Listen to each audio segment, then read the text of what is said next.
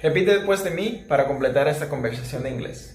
Ok, aquí tenemos asking someone's name, que significa preguntándole el nombre a alguien.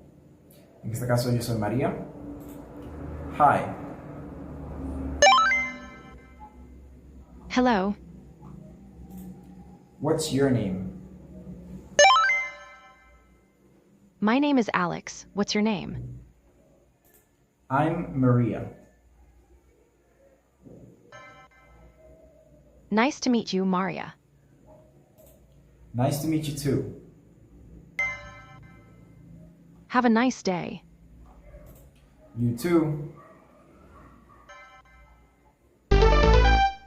Ok, eso fue Asking Someone's Name. Si quieren practicarlo ustedes mismos, pueden ir en su móvil o computadora a sihabloinglés.com y allá encontrarán muchas más prácticas de conversaciones en inglés. Sígueme para más.